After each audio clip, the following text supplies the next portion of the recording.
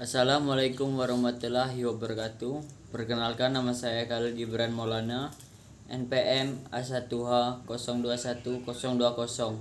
Di sini saya akan menjelaskan tentang kapitalisme, postmodernisme, dan neoliberalisme.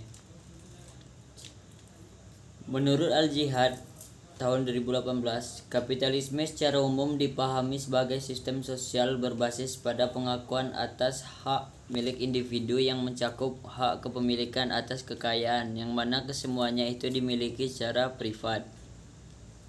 Kapitalisme juga dapat diartikan sebagai sistem produksi, distribusi, dan pertukaran di mana kekayaan yang terakumulasi diinvestasikan kembali untuk memperoleh laba secara terus-menerus. Istilah kapitalisme di dalam arti modern sering dikaitkan dengan Karl Marx. Di dalam Magnum Opus Das Kapital, Marx menuliskan tentang cara produksi kapitalitas dengan menggunakan metode pemahaman yang sekarang dikenal sebagai Marxisme, meskipun Marx sendiri juga menggunakan istilah kapitalisme. Walaupun demikian, kapitalisme sebenarnya tidak mempunyai definisi universal yang bisa diterima secara luas. Ciri-ciri ideologi kapitalisme adalah: A. Adanya pengakuan terhadap hak milik perseorangan atas berbagai faktor. B. Adanya kebebasan bagi pihak swasta, baik individu maupun perusahaan, untuk memiliki alat-alat produksi sendiri dan aktiva. C. Setiap orang memiliki kebebasan dalam bersaing dengan menggunakan metode apapun untuk mendapatkan keuntungan besar sebesarnya. D. Pihak swasta memiliki kebebasan untuk menentukan apa yang diproduksi, berapa kuantitasnya, dan berapa harga yang dikenakan produk-produk tersebut sesuai permintaan pasar. E. Pemerintah tidak ikut campur tangan dalam kegiatan perekonomian, meskipun pemerintah dapat mengelola proses ekonomi. Namun pemerintah tidak dapat membatasi aktivitas dan kepemilikan para pemegang modal. F. Sistem kapitalisme akan membentuk perilaku individualisme pada setiap orang dalam masyarakat yang ditandai dengan karakter materialisme.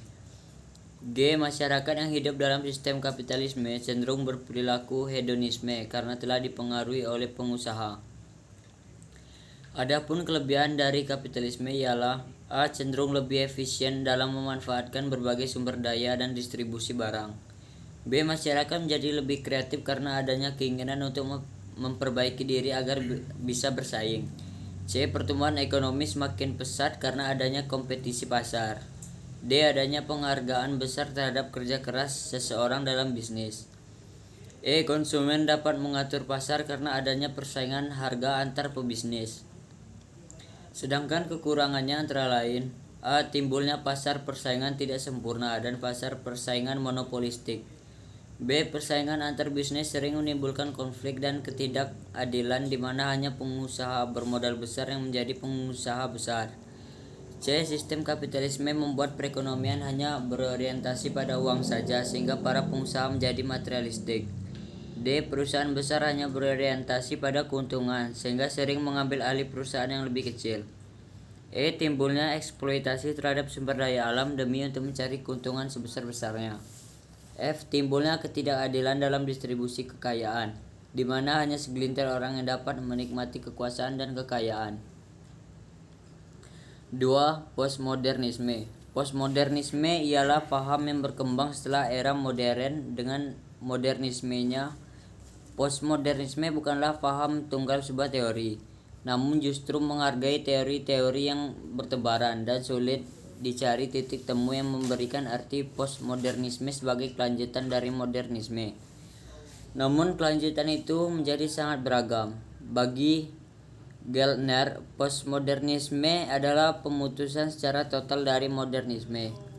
Bagi Derrida, Foucault, dan Baudrillard, postmodernisme adalah bentuk radikal dari kemodernan yang akhirnya bunuh diri karena sulit menyeragamkan teori-teori.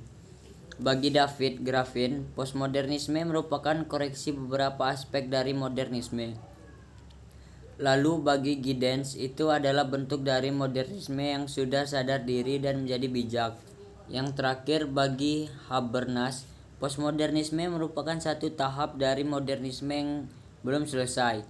Pemikir evangelikal Thomas Oden berkata bahwa Periode modern dimulai dari saat runtuhnya Bastille pada tahun 1789 dalam Revolusi Prancis dan berakhir dengan kolapsnya komunisme serta runtuhnya tembok Berlin pada tahun 1989. Modernisme merupakan suatu periode yang mengafirmasi keeksistensian dan kemungkinan mengetahui sebuah kebenaran dengan hanya menggunakan penalaran manusia.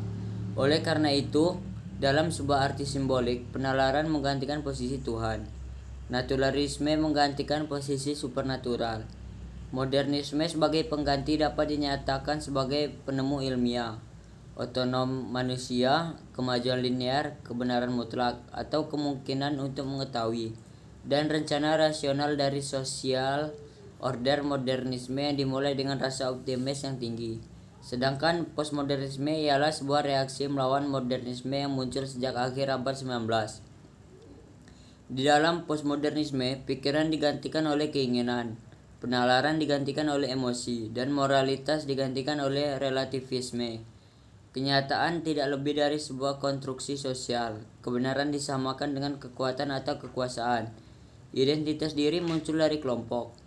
Postmodernisme mempunyai karakteristik fragmentasi atau terpecah-pecah menjadi lebih kecil, tidak menentukan, dan sebuah ketidakpercayaan terhadap semua hal universal dan struktur kekuatan. Postmodernisme adalah gerakan untuk melawan bahkan menolak arus utama modernisme. Ada pula yang menganggapnya sebagai anti-modernisme dan anti-positivisme. Istilah postmodernisme dibuat pada saat akhir tahun 1940 oleh sejarawan Inggris Arnold Toynbee. Akan tetapi istilah tersebut baru digunakan pada pertengahan 1970 oleh kritikus seni dan teori asal Amerika, Charles, untuk menjelaskan gerakan anti-modernisme.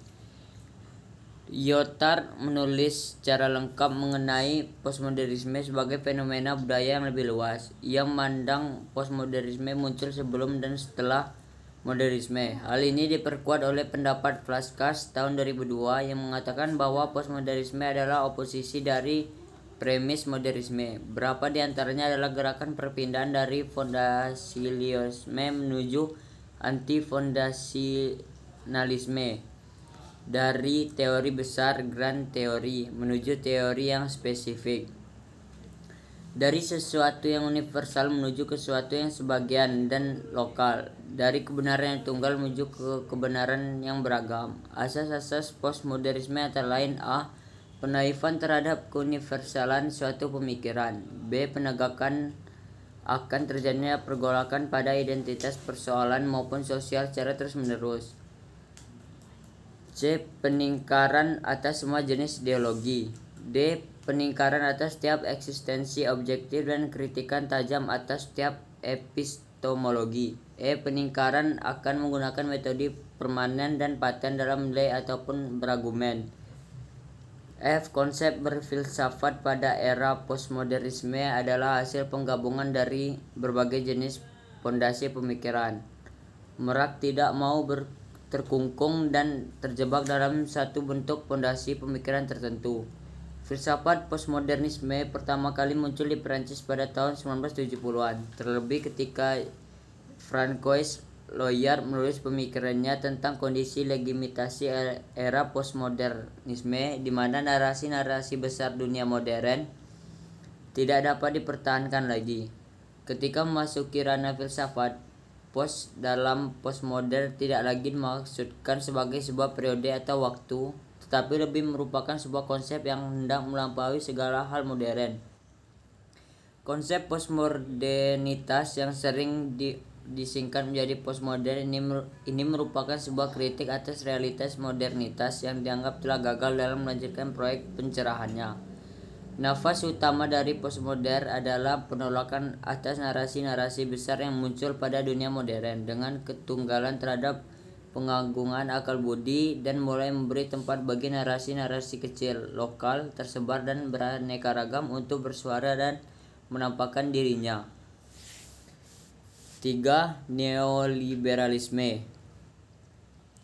Menurut KBBI, neoliberalisme adalah aliran politik ekonomi yang muncul setelah Perang Dunia I, ditandai dengan tekanan berat pada segi positif ekonomi pasar bebas, disertai dengan usaha menekan campur tangan pemerintah dan konsentrasi kekuasaan swasta terhadap perekonomian. Dalam buku A Brief History of Neoliberalism, David Harvey pada tahun 2005 mengatakan neoliberalis adalah paham yang menekankan jaminan terhadap kemerdekaan dan kebebasan individu melalui pasar bebas, perdagangan bebas, dan penghormatan terhadap sistem kepemilikan pribadi. Ini merupakan kombinasi antara liberalisme, paham yang menekankan kemerdekaan dan kebebasan individu, dan doktrin pasar bebas dalam tradisi ekonomi neoklasik.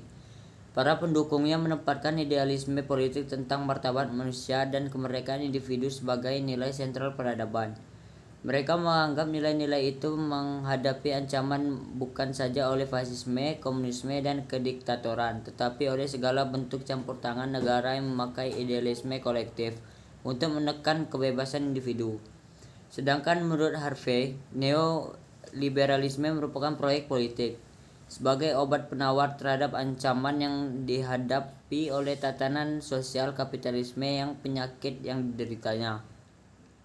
Sebagai proyek, menurutnya hal ini bisa ditelusuri dari sebuah kelompok kecil yang eksklusif, terkenal dengan The Mont-Pelerin Society, yang terdiri dari filosof politik Austria, Friedrich, ekonom Milton Friedman, filosofi Karl Popper, dan lain-lain, yang menyebut diri mereka sebagai liberal karena keyakinan tentang sebuah idealisme kebebasan pribadi. Sejak 1979,